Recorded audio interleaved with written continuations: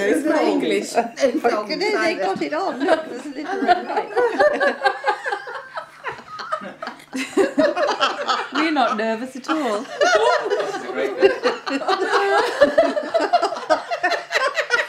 I'm Rosemary. My name's Vandana Jyoti. My name's Penny. I'm Marta. I'm Shantavajri. Well, look, I'm just coming from a charity, and it's the charity. Someone from a charity. Yes, The charity's the Karuna Trust. Karuna what? I'm sorry, it's a bit of a foreign name. Yes, it's great. Oh, I'm really sorry. I'll go away. It's okay. Well, you've come for something though. Well, I have. I'm from a charity actually. Booklet I have, you read. Right. Take booklet, yes, good. So what sort of charity? Oh, very good work in India. What sort of work? Well, you can read the booklets, and then in 2 days' time, Yeah. 2 days' time, Yes. me here, ring bell, you come, So we talk. When would that be? Thursday? No, I'm sorry, I'm not going to be in on Thursday. You make special occasion, you come. I don't think I can do that. Very actually. difficult Yes, for I'm me out to on arrange, Thursday. otherwise important you Well, here. I'm sorry. Well, I could leave the booklet outside the door for you. No. I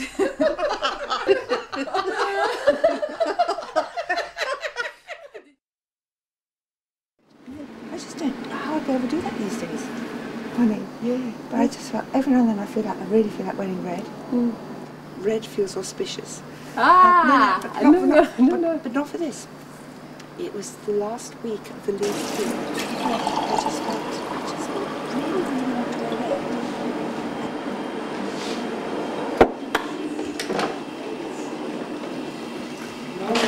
Morning. Hello, good morning. Hi.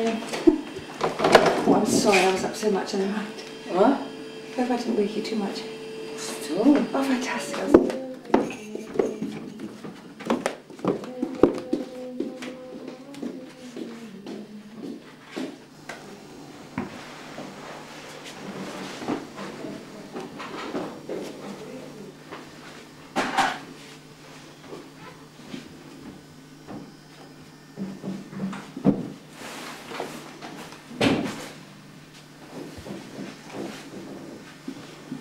Namo Buddhaya, Namo Dharmaya, Namo Sanghaya. We will meet in the shrine room, 8 o'clock. We're there for an hour. And that's great, actually. It's a nice, spacious time.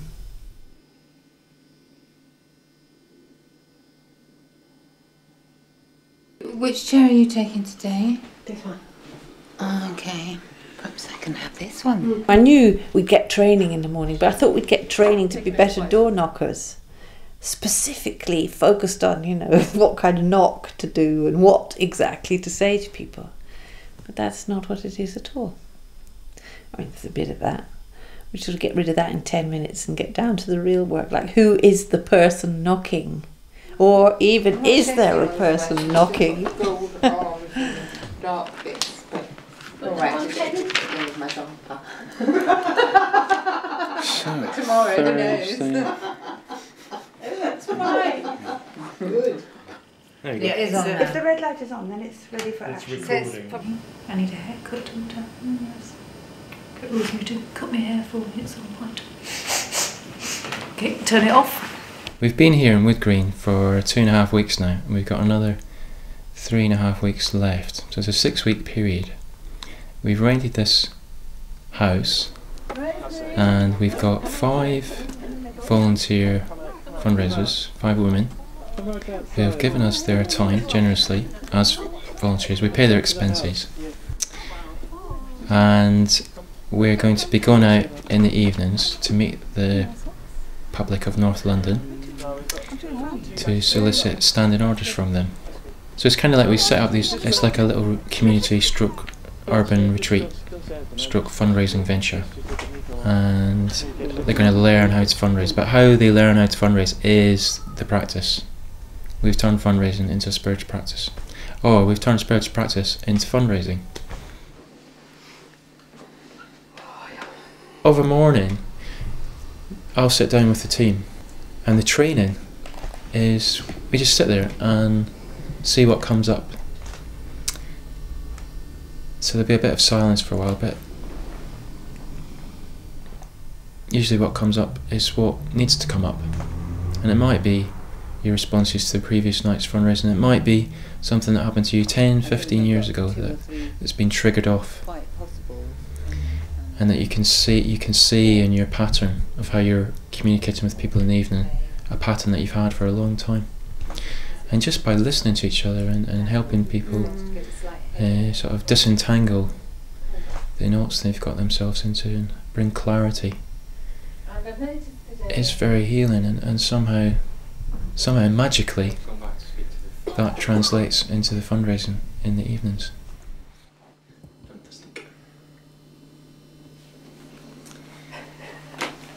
What's the fingers? It's good, it's exciting. Excited. Yeah, I get excited. I think it's interesting, if I go next, I think one of the things I noticed last night is how my nervousness and anxiety is often just actually excitement. Only I'm not allowed to be excited. It's like, keep quiet, control yourself, don't be so visible, big. And then, of course, that takes me on to the end of the evening when we're all standing in the shrine room. And I've got my standing orders, and you were all saying what you said about me. What did we say about you? I can't. Yes, go on. I wasn't there, I didn't hear what they said. Revenge and duty, well done. Brought in our team target for the evening, so that's fantastic that you did that. Thank you. I'd rejoice in Bandai duty also. It's a joy. Thank you, well done. And Suddenly, I just thought, oh, beam me up, Scotty. And I remembered another thing. When I was 3, I had a birthday party, which was one of the most horrible experiences of my life. And all these people, most of whom were adults, started singing and looking at me. Yeah, well.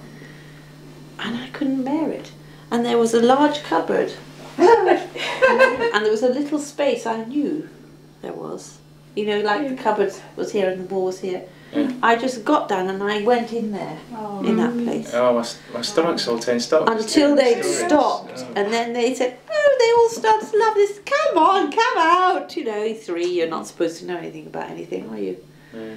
It's accepting the fact that I did something that people were proud of in me, and that I also felt proud of, but that then it was public and it was out there, and feeling so uncomfortable with my own achievements or my own gifts or my own whatever we want to call them, my own potency actually. How did you get on with Jayaraja? Jayaraja was fantastic, very interesting, and on the door, one of the things that really struck me about him, I know him to be a confident man, but I also know him to have his nervous and vulnerable side underneath it, and he spoke very much when we were door knocking together about the fact that he needed to be silent just before we rang the bell, and to really connect with what was happening inside himself. And when the person, it wasn't just a question of taking time or taking space, but connecting with his own anxiety.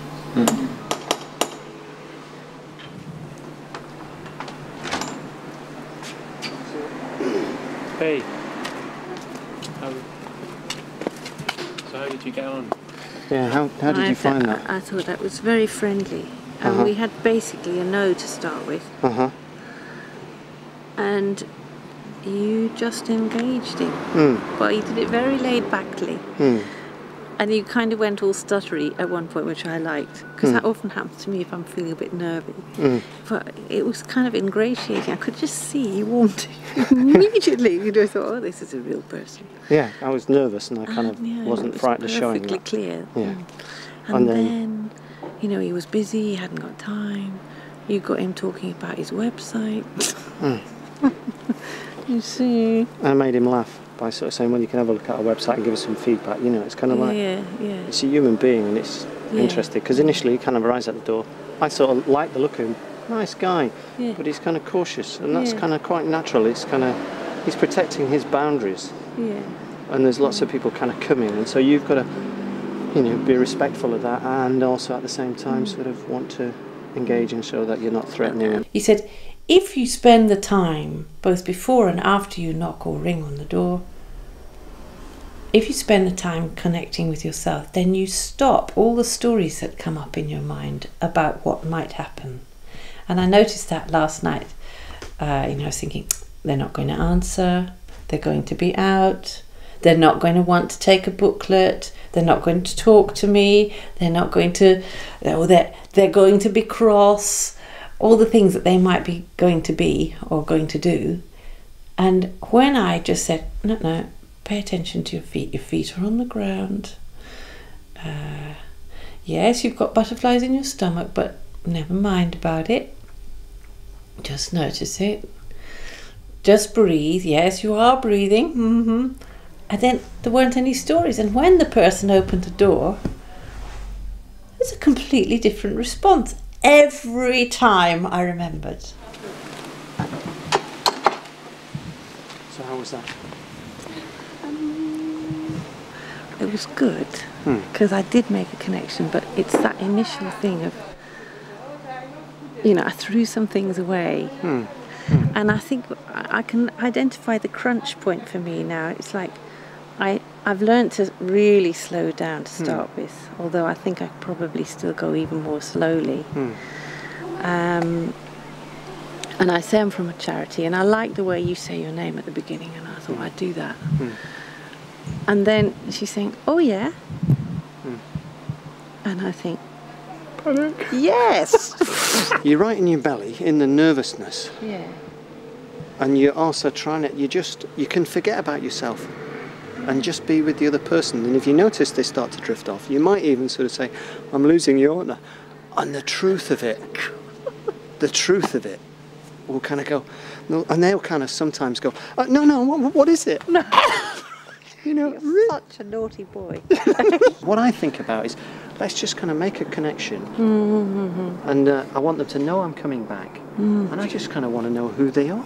What are the values in their life? And if I'm in touch with the values which have brought me to the door, and people have got really beautiful values. And if you're kind of in touch with them and trusting, they'll kind of come out and you'll kind of meet at that point, and it's really beautiful. You know, it's really moving.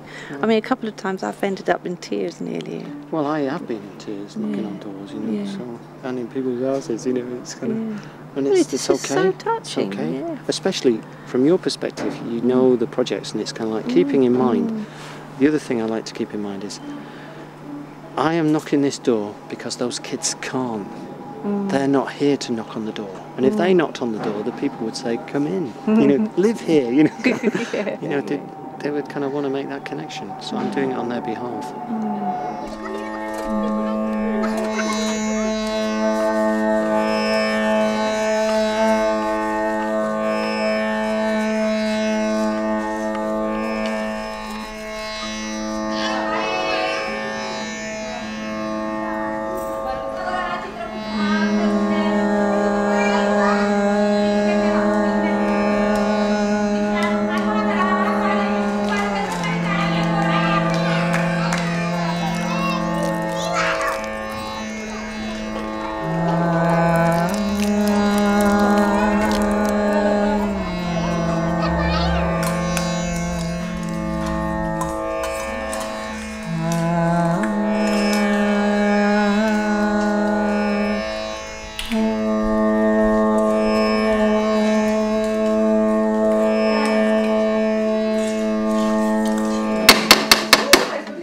magic ingredient in.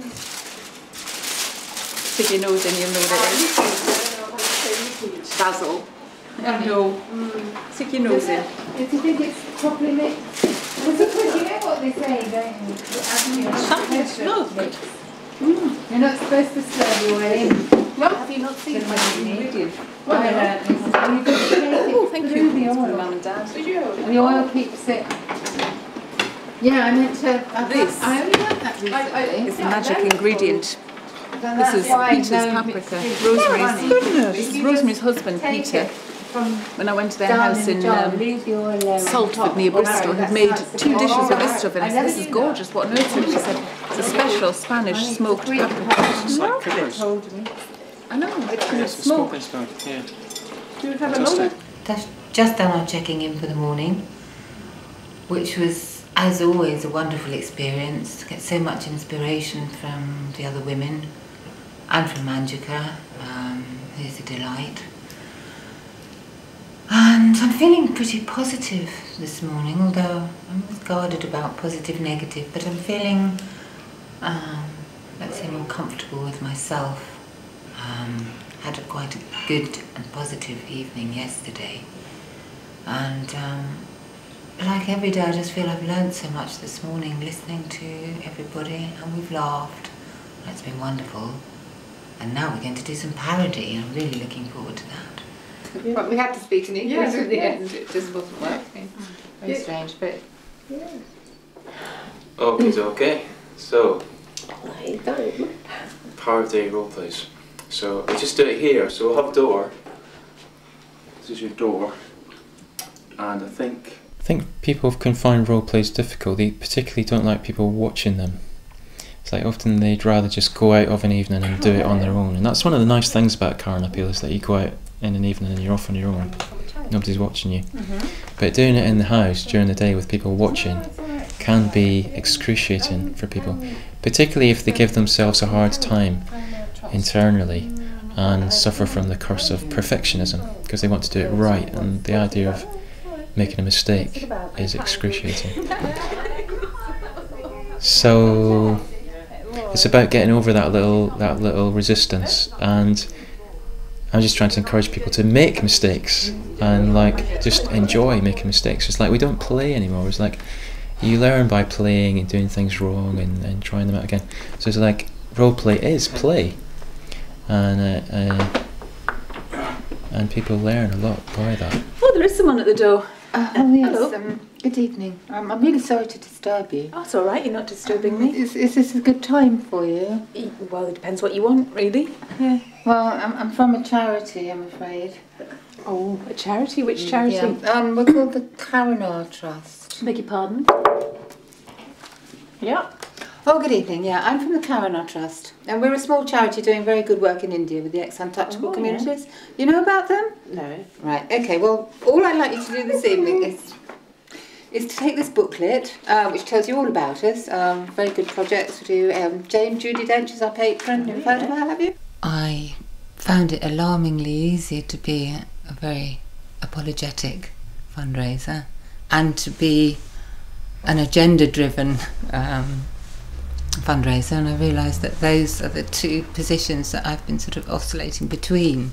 Very apologetic and very sort of, I'll just get through this and get them to take a booklet and then I can leave, sort of. Yeah, so that I think that contributed a lot, because I was very aware then. I could just see myself. I didn't have to actually act those positions, although I just exaggerated a little bit what I realised I had been doing. So that was really helpful to be mindful of that when I was on the doorsteps. My old pendulum's constantly swinging between those two positions, so obviously one's apologetic and the other one's over the top, but not. Yeah. Because it's interesting, because there's all these opposites. It's like, because we were saying the other day, you're either standing on the doorstep as a parent pushing the householder into telling them what to do, or you're standing on the doorstep as a child waiting for them to give you abuse. Yeah? And that's your two things. Yeah. The middle way. Because yeah, it's about being there and just being yourself and not getting into a competition with the person. Just seeing them as a person. So lunch. Good. That's good. Very good. Good, Yeah. thank you. Thank you. I'm just going to go and talk to the thingy. Idiot, sorry. Giggle of Mrs. I don't know why, but I'm so used to having something tucked under my arm. Let me With my folder. Had you taken them with you? Yeah. Train session's finished, they've all gone for lunch, and I'm just like looking to the scoreboard and looking at the numbers, and I'm like, because it is a pressure for me. I've got a big budget and a big target to meet, and that can kind of push me into the room and want to fix people and turn them into really good fundraisers rather than just letting them unfold and learn themselves. So a big part of my job is just kind of putting that target thing to the side and not letting me, not having it push people. So it's interesting that I look to the scoreboard. We hated this scoreboard at the beginning, and now we're sort of bowing to this core and just seeing, this it's building up. I always find that an interesting mathematical thing. No. 1.7. So on Wednesday night they made me write what I'd done on the scoreboard. 51.28. It gives an edge. It actually keeps reminding me of why I'm here and what I want to be achieving. I know I'm here also for myself, for my own personal growth. I know that, but I'm also here above all to raise funds for Karuna, and it's a good reminder. Frankly, it's a good practical reminder, and it really is good fun when I bring in some money. I'm really chuffed if I get a standing order. So gosh, so we've raised £25,000 so far. Yeah. One of my issues is constant comparison to others, and although I don't experience myself as a competitive person and I have difficulties with competition, I have actually been told by people that in an indirect way that actually makes me quite competitive, because I'm always measuring myself against other people and usually coming off worse than or less than in my own eyes.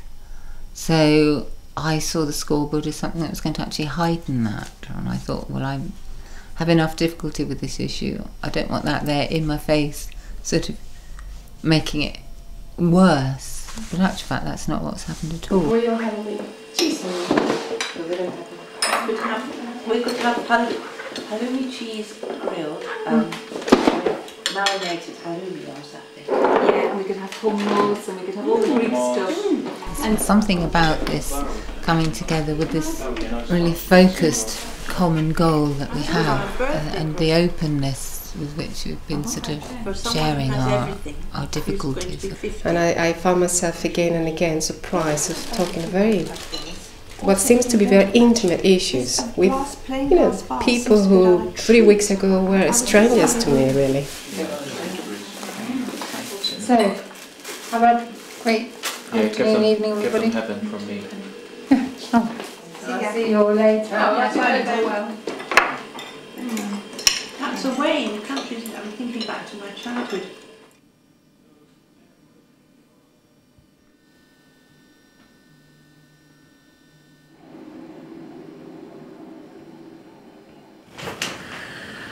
Oh well, I've just woken up. It's just after 4 o'clock. Very nice to go to sleep in the afternoon. It's a wonderful thing to do. And without it, I couldn't possibly survive the evening. So that's it. I've got a cup of tea here. And we'll meditate in 10 minutes.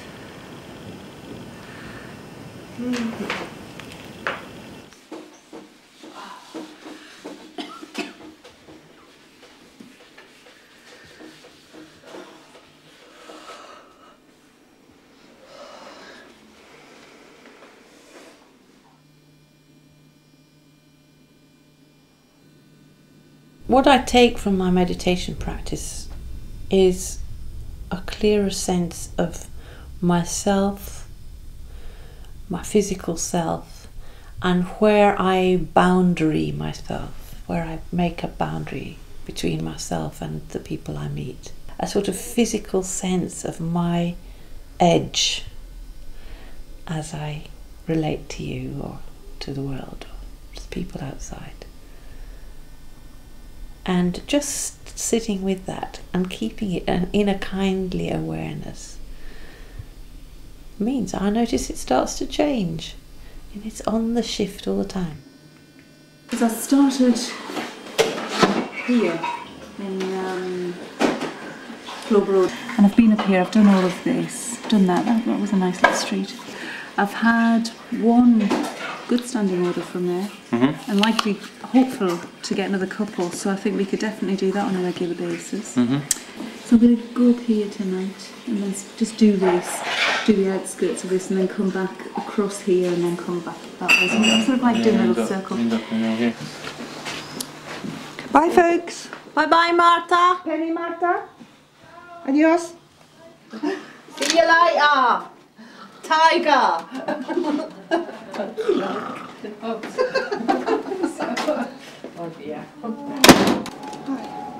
Okay. So. Right, off we go then.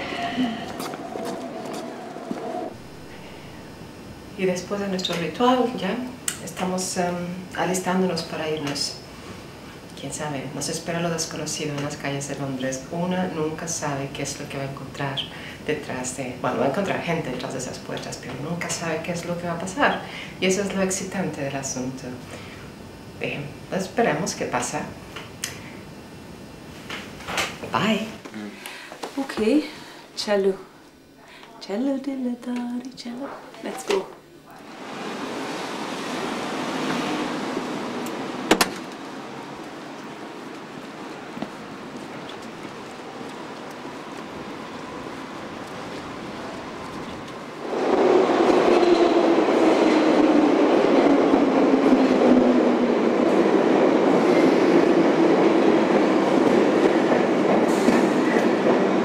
I'm going to be going to a new road that I haven't been to before. Don't know what it's going to be like. The adjacent road was really lovely, so I'm kind of thinking it's going to be a pleasant place to knock, but you know, you're never sure.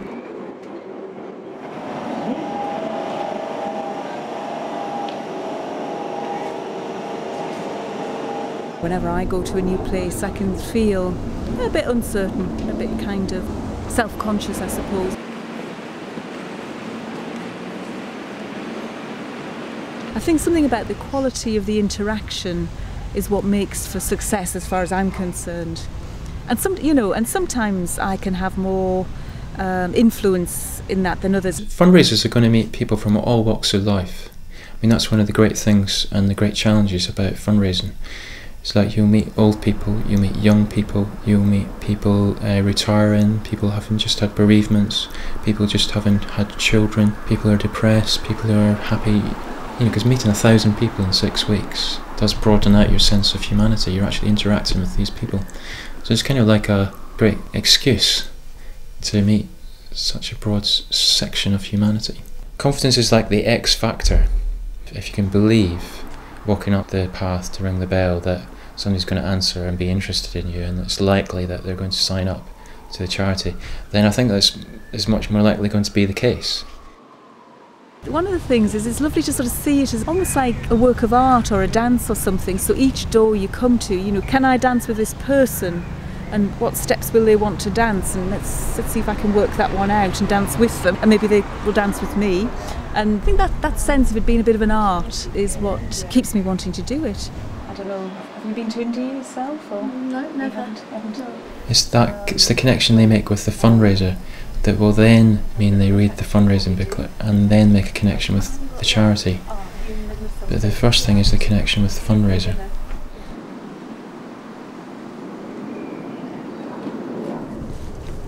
How's that?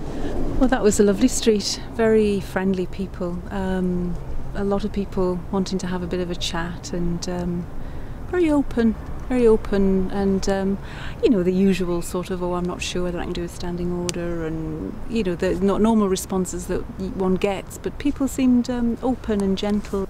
Practicing on the streets it really sharpens, in a sense, it sharpens up my practice because it makes me put it into action, which is the whole point of practice.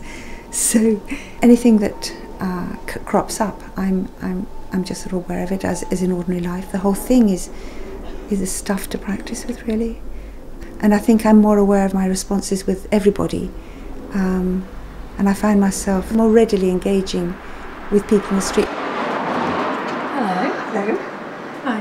I'm from a charity. Oh, yes. I'm working with the Karuna Trust, and we're supporting projects in India. Oh, right, yeah. I don't know if you've ever been Can I have a there. look at the brochure? Lovely to. Thanks. Have you been to India? I've been to Nepal. You have? Oh, great. Yeah. I'd love to go there. Yeah. Do you like it? Yeah, I loved it, yeah. You do? Yeah. What were you doing there? I was travelling around, I did a lot of trekking and hanging out in Kathmandu. Sounds good to me. Yeah, it was. Have you seen this Tibetan school? Yeah. What's this one? Yeah, it's the Tibetan culture. What's become clear to me through doing appeals is that how I am towards myself is just very clearly reflected back to me by other people. It seems to me that it impacts all the time on every interaction I have. So if I'm being open towards myself, the quality of my interaction with others is also more open. But if I'm feeling shut down, closed down, if I'm not acknowledging things for myself, then I'm less likely to be able to communicate or hear other people. And it's just so obvious when I'm doing appeal. It's just becomes so clear. So somehow being in touch with your experience, truly, when you're with someone, somehow the right words come. And they might be the strangest, craziest things, like blah, blah, blah, or you might even swear at them or something. I wouldn't recommend that, but it has happened, and it works, because it's authentic, and it's in the moment, and it's connecting. Very good. I told you it's just a matter of time. Oh, it was fantastic. I had my first standing order. And there's something amazing about coming back home and sharing the experience. You know, I think that's a key thing of the day for me. It's like a very nice closing. You know, so it was really, really good. I was looking forward to coming back. I restrained myself to send a text message last night. I made it. You know, I just wanted to tell them, you know, just face to face. Yes. I had a wonderful evening. And I got one. How was it? What happened? On the first visit, invited in, dodgy looking bloke in shorts, bless him. He said, "Oh, come in." I thought, "Oh, should I?" Anyway, he gave me a standing order for £30. First visit, just like that. That was nice. And I've just met some really lovely people this evening. I had the best night. I really enjoyed it. How did it go? First knock. My goodness. That's all I got. Oh, is that all? Oh, right, we better go out. I got fibre as well. I've made some wonderful connections with people tonight. Listen to this. How did you get on? I got my fibre with a difference. With the Fibre every month. Oh, well done! You've done it! And listen to this one. Listen to this. Yeah, indeed. Oh! Amazing. Go on. Standing order. Yeah. Oh! But you queen of the, you are queen of the fibre. Fibre, yes. Fibre. Yeah, I got a fibre this evening. I thought, oh, I'm taking them off. £48.46. So there we are, we're all back, and we have an amazing thing to report, and that is that Martha has got her first standing order. The Queen of the Fivers has got a fiver of a different sort. There it is, a standing order for £5. Oh, can you see that? Yeah, there you go. And Penny, on her first knock, has got standing order for £30 plus the tax makes it up to that. And I got a standing order for 10, so we've now done a fantastic total of £874.22. Oh no, that's what we've still got to raise. So we've raised £475.78, which is a pretty good total and makes you cheer up even if you're feeling a bit tired. But it's a very good evening. Lovely people, generous, and good night. You know, as long as you're physically well, you know, as long as you can walk for miles each evening and, you know, reasonably robust, I think you can't lose doing a Karuna appeal because there's just so much to learn. All sorts of skills to do with communication and listening, and the whole business of you know, how to communicate, how to get your message across in a way that's going to allow people to have an open choice rather than be forced into a situation. It is scary sometimes, but then so's life in any situation. But what you gain from it is just extraordinary. The insight, the way it shows you your life, it's as if through a magnifying glass. I've never been with a group that's so honest about what's going on with themselves, about owning what's happening, and so willing to face it. I think I've come more to understand what being with my own experience actually means during this, and I don't think I've ever really truly understood that before. Just being with all of my experience, whatever that is. The Karuna appeal is about standing there and becoming confident in and not knowing what is going to happen next. And then when whatever does happen happens, you're ready to respond because you're not going off in the wrong direction. You're not preempting something that's not happening. And that's going to happen again and again and again every night for 6 weeks, 30 or 40 times a night.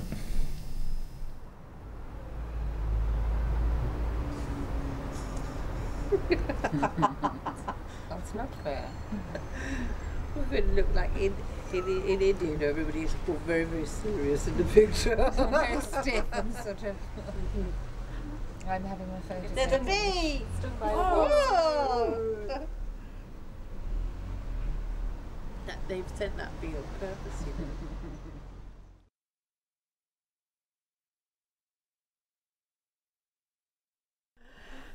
Well, if you'd really like to know more about the projects in India, I thoroughly recommend this book, But Little Dust, by Padmashuri. She was one of the first people to go out to Pune and set up the health projects, and eventually from her work actually Karuna Trust developed. So she's a very important person in the history of Karuna, and you can also find out, beautifully written and beautifully told, the background to the Buddhist communities in India and the work of Dr. Ambedkar. It's a really, really lovely book.